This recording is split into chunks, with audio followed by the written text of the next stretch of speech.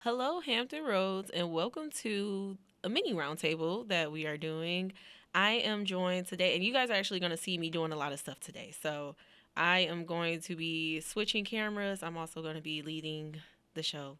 But today, we just wanted to do a short roundtable for entertainment that not only touches on entertainment, but also something that we talk about a lot here at Hot Press, and that is gun violence and awareness. And today, I am joined with Trey Walker, and I'm also joined with Christian Baker, Mariah Parham, and Jacente Woodall, who is returning from his short hiatus. You know, it's felt like a very long time. And we are going to talk about the Pooh Shiesty and Gucci Mane incident, but we're also going to talk about the Offset incident that happened this past week and how this all dials back to a very prevalent problem that we have in our community and just in this country as a whole, and that is gun violence. So, first and foremost, let's just start off with the Pooh Shiesty and Gucci Mane situation. Mariah, would you mind giving us a little background information on what exactly just happened over the last weekend? So reportedly, it has been also allegedly that Pooh Shiesty, he basically wanted out of his contract through 1017, which is Gucci Mane's label. They all decided to meet in Dallas, which that's where Pooh Shiesty is on He was supposed to be on probation. probation, Yes. but now I'm sure he is back yeah. in prison. Yeah, so they all plan to basically. He had many of his friends and family come all the way from Memphis and drive to Dallas in rental cars and their own personal cars, which is very not thought through well at all, honestly. There was a lot of surveillance cameras showing every single person, Big 30, Pooh Shiesty's father, and other miscellaneous people, but also Roderick Davis, which is Gucci Mane. And they all went to the studio, and they were unfortunately robbed and held at gunpoint. And they were caught, of course, but They were yeah, caught, it was and just a yet they're lot. saying they're trying to call Gucci Mane a snitch, but it's like Yeah, the cameras, babes. yeah, The cameras, the Instagram posts. yeah. Like, let's also Yeah. talk about the Instagram posts that they They literally literally showed the showed right 1017 after. chain It's just like brains are not in the room with us. at all. But also, I wanted Maynard and Beck G to join in on this conversation with us because then I can really show like this isn't just like for our generation. Like this isn't just a oh it's Gen Z's issue Mm-hmm. because who does Gen Z learn from? And literally, Pooh Shiesty and I are the same age. He might be a little bit younger than me, but we are the same age. Mm-hmm. His father was right next to him when he committed this act. Like his father is egging him on. His mother is still out and she's still egging on the entire situation. So really then it comes back to the question of, well, if this is a multi-generational thing, where do we draw the line? How do we draw that line? And I don't know, man. At this point, I don't know. I have no words. You guys know we've all been affected by gun violence just recently. And I think I know even if you have not been directly affected by gun violence, you know someone that has been. Mm-hmm. Because it's just so common in our society and I don't understand why we have made it such a norm and why it continues to be a norm. So I think my assistant producer wants to chime in, so I'm gonna give him some time to say some things. Trey, go ahead. Yeah, so you definitely kind of one stole my thoughts of just saying it's kind of a norm nowadays, and that it's become a norm because it's multi generational. It's not just a us thing, and it's so sad to see. And then to hear Pooh Shiesty's father was involved in this. One, why? Literally, why? Shouldn't you be, like raising your son to do like It's like good you're stuff? no longer a YN. Be a functioning Very member much of an society. old Do what you gotta Like, do. come on, what You is said going on? you said, oh, absolutely not. Let me just go ahead and help my son Like, rob let me- somebody. Like, is that? If I told my these are dad I the wanted to kind of- rob somebody, What's your dad gonna say, Trey? listen, It's not I gonna can't. work. There's no way. the words is that no man way. would say, I cannot repeat on this Mine radio. It would not be Mine pretty at all.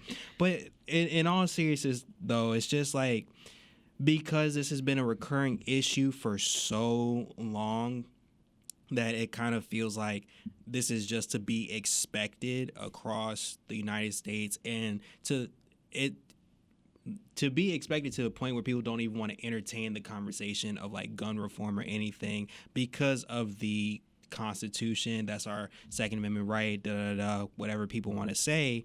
And it's just kind of not disheartening, but it's hard to figure out how we can light a fire under people and highlight how much of an issue it is to try and invoke a conversation for change moving forward. We have father and son, like, robbing at gunpoint. Like, that's crazy. Mm-hmm. But this is also nothing new. It's like, not. this isn't anything new. Like you said, it's turned into a norm, and it's the boy who was responsible for taking, well, one of the boys that was responsible for taking my younger brother's life, his father is also in prison for murder. So now that's 2 generations in prison for murder. Mm-hmm. And the boy that killed my brother, he has kids too. So they now don't have a father, they don't have a grandfather. And then, like, when the argument is, well, it's because you don't have a father in the house. Well, when the father is in the house and the father is being detrimental, like, then what is the argument? Like, for me, I guess really my question is, again, where do we draw the line?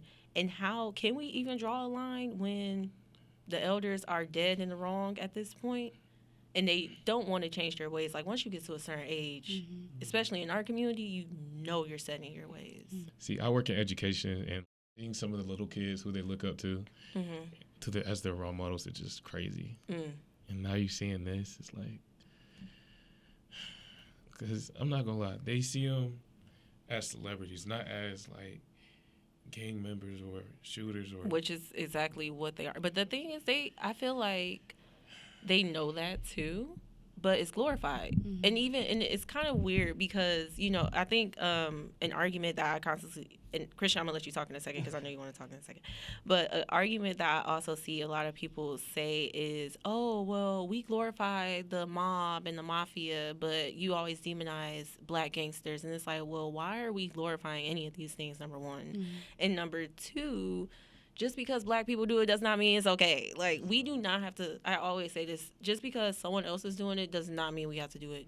Were we not raised by our parents? Did y'all parents not tell you, just because you see your friend jumping off a bridge don't mean you jump off of it too? Like, I'm just saying. Like, I don't know. Maybe I don't know what I'm talking about. But I remember growing up and my mother always telling me, just because your friends are doing it doesn't mean you have to do it. And the thing is, the people that we try to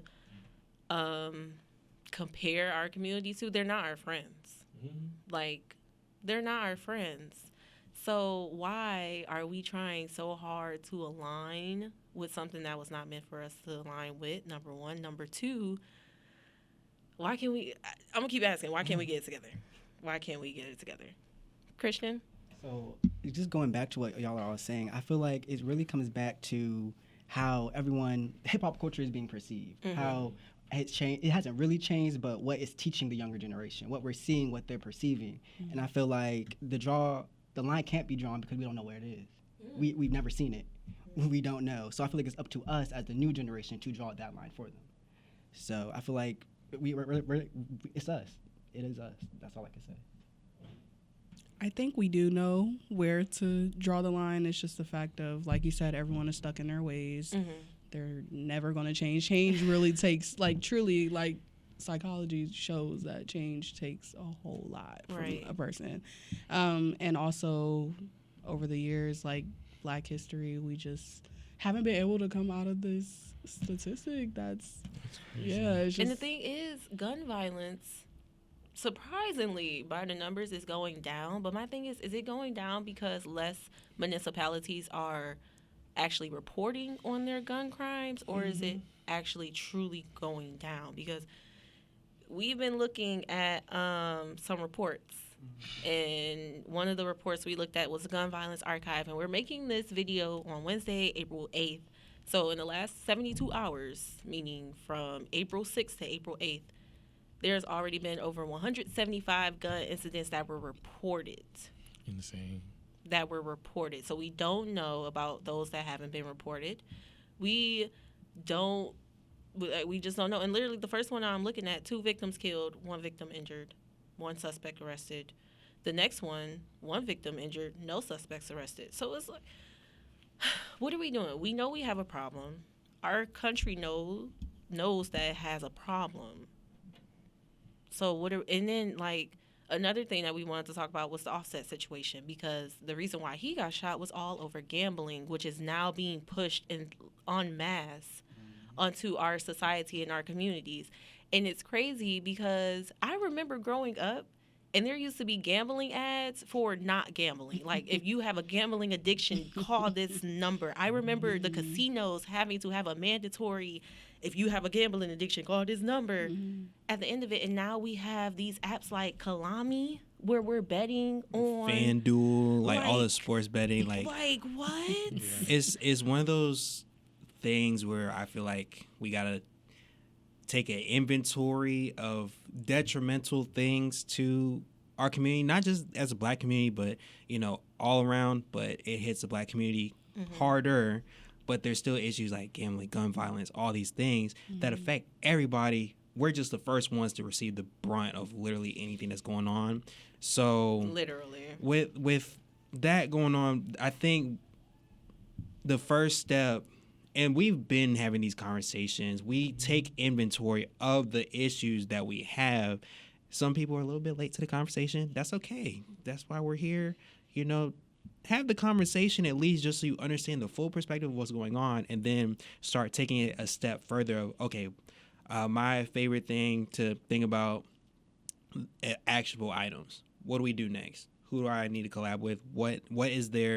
What's a feasible solution to the issue? Because going back to gun violence, that statistic that you're talking about from the gun violence archive, in the past 72 hours, almost 200 shootings is insane. Like, when you talked about that before we even started recording, I said, wait a minute, that I couldn't even wrap my brain around something like that. So you guys didn't notice, but I was just counting the rows so I could multiply the page number. You guys thought, oh, it's just 25. And even then, like, when I said 25, you're like, ooh. I was like, oh, no, it's 25 times 7. It's 25 times 7. And it's going to be updated by the end of the day. So when this show does go out live on Sunday with the rest of Hot Press, there's no telling where those numbers are going to be. So, yeah. And just to add to this, I also think social media plays a big role. Like, yes, it is the hip-hop music. That's always been a thing that does influence a lot of younger generations. But now social media, every kid is on there. Kids have iPhones and iPads at, like, 5 now. So, like Little TJ and Offset, they were on social media arguing, like stuff like that. Men didn't used to use social media to argue, and now it's all these things blowing up. Where are the men? So I just feel like people do all this as a publicity stunt, in my opinion, because they just want all these viewers to think that they're a certain type of person. It's just a lot. Just for a click. Everything's just for a click. Literally. And that's the thing, though. Like, that's a problem. It is. That's an addiction. That is an addiction. Like, and I'll be one to admit it. Unfortunately, I have a dopamine addiction to this thing. This is dangerous. And I'm trying so hard to knock it, because the way that I literally feel drained. Literally, all it takes is maybe 2 hours for me. After I wake up in the morning, I'm starting to feel drained. And I know why. It's because I be picking up this deadly device as soon as I wake up. And that's not healthy. But the thing is, I work in news. I'm watching over y'all. I'm getting people where they need to go. Like, I unfortunately have to be on this thing. And the way that, like, our society has made us so dependent on these, and then we also have AI coming in. Like, I know y'all are so tired of me talking about AI, but I'm gonna keep talking about it because, like, y'all have to listen. Like, listen. Do y'all know the tale of Cassandra in Greek mythology?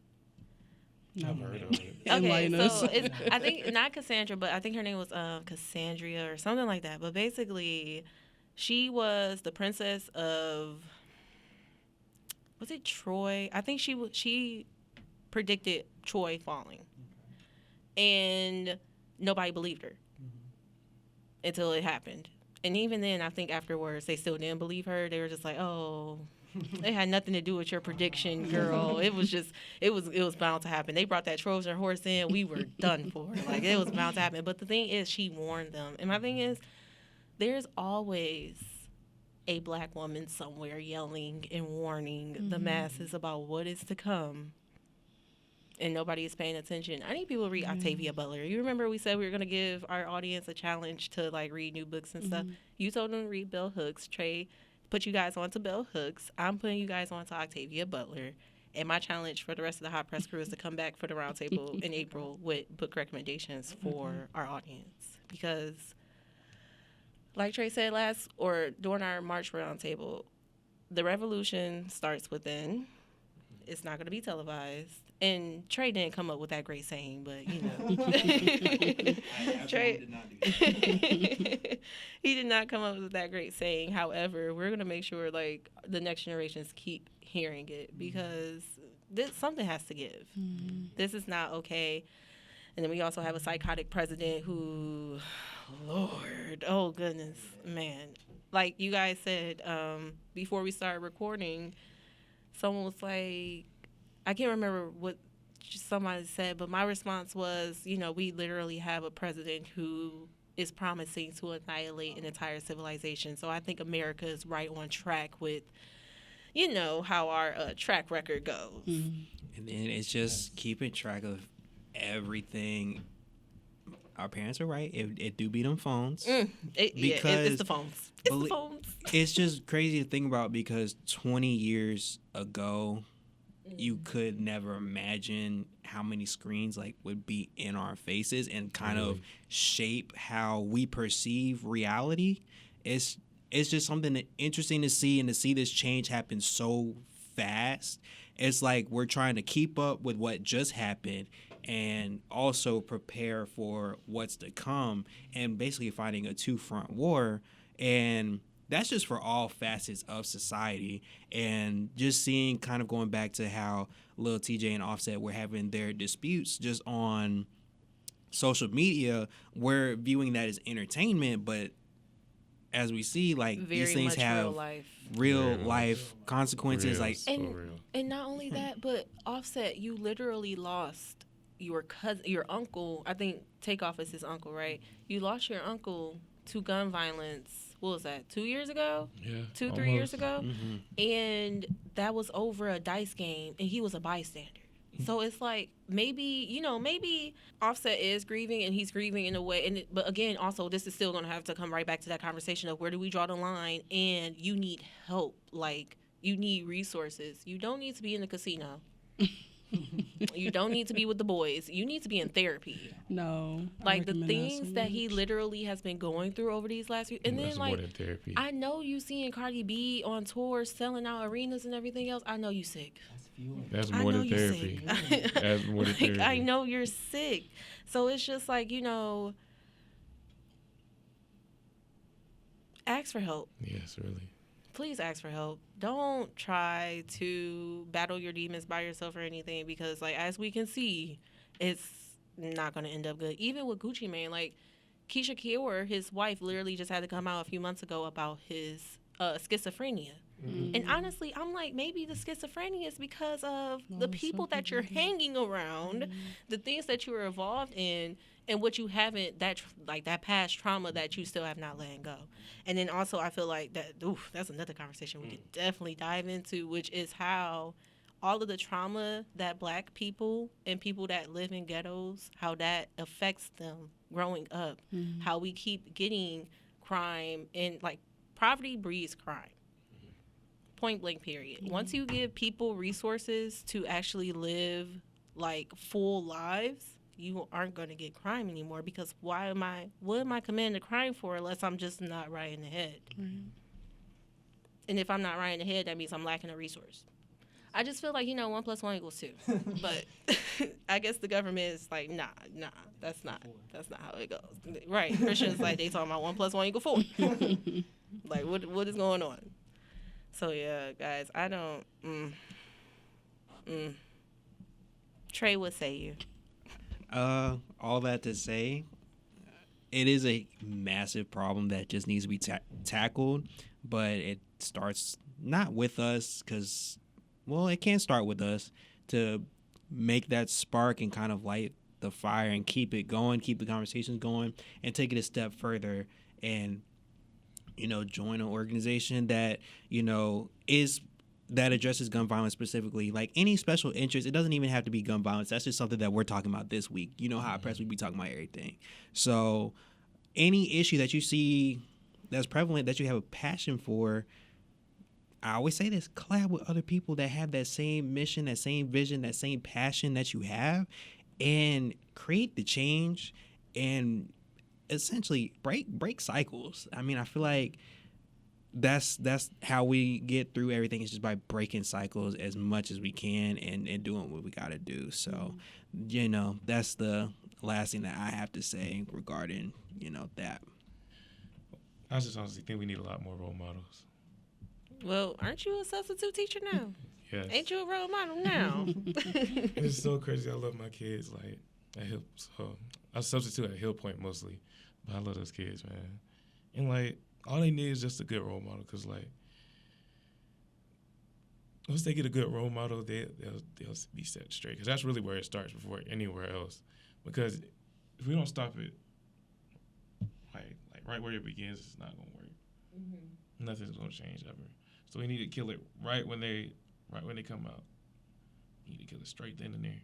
And something I was actually talking to Trey, and then we're going to wrap up after this, guys, because I said we weren't going to do too much. Something that I was saying is I wonder if I can be in the education field, because I don't think I would necessarily have a problem with the children. I will have a problem with the parents. Again, stuff it's so fun. It is. It really, anybody can do it. Mm-hmm. Like, all you really doing is just looking over the kids. It's not hard. Everybody just look over the baby. I understand what y'all are thinking. It's kids nowadays. They're not that bad, y'all. That's true. No, I think I can agree with you. I think Gen Alpha, please, Gen Alpha, I hope Gen Alpha is going to be the generation that turns it around, because younger Gen Z makes me scared. I'm not going to lie. Younger Gen Z, I'm a little nervous. Like, my siblings are younger Gen Z, and my goodness. They gonna make it out, because I'm gonna make sure they make it out. But for the rest of them, I don't know. I don't know, y'all. I don't know. So yeah. But do you guys want to close out or anything? I just want to say that like it's really important to like make sure everyone is involved and taking the initiative to like nip the bud and find the lines that you feel like is your draw and make sure that you stick with it. So that's my little saying. Oh, okay. We're all doing it. Just like Trey, right? Or Kente. Okay, yes. He mentioned how it starts with role models. I don't think it should just be one role model, because a kid could go to their dad's house and everybody's smoking, and drinking. Everything is complete, like, right, that structure. Yeah. Like, it can be structured in one place and unstructured in another place, right? So I think just having multiple people who are really in their circle and making sure that they're doing the right thing will help them. But unfortunately, there's school, then we have after school programs.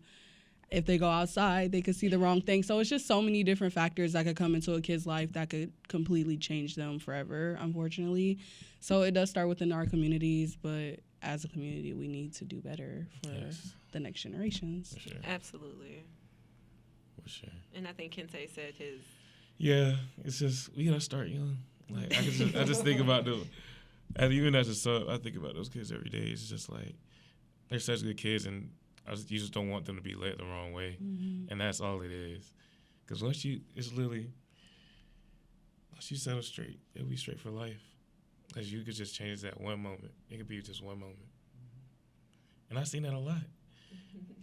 I'm just glad to be back. That's another thing, too. Oh, my goodness. Kente, you, first of all, you looking different. You've been out here with the kids. He's just a whole different man at this point. I don't know. Like, is good different. And we're also happy that you're back, too. But, yeah, all right, guys. So that was, this is our little mini roundtable. I don't know if we'll make this into a weekly thing. Maybe. Where we take, like, one segment that we just focus on and do, like, a little 10 minute, 20 minute 20 talk. 30. But we do, like, a little talk for it. Yeah, I wouldn't mind doing this. Mm-hmm. So You guys are also going to hear a preview of this on Sunday's show because this is going to air before Sunday's show. I plan to have this out by Friday, April the 10th. So, yeah, if you guys hear this again on Sunday, don't try to beat us up. Like, hey, you know, we trying to work smarter, not harder in here. Just saying. Yeah, for real. But yes, guys. So again, like we said, get into your communities, get the resources that you need, ask for help, put the guns down.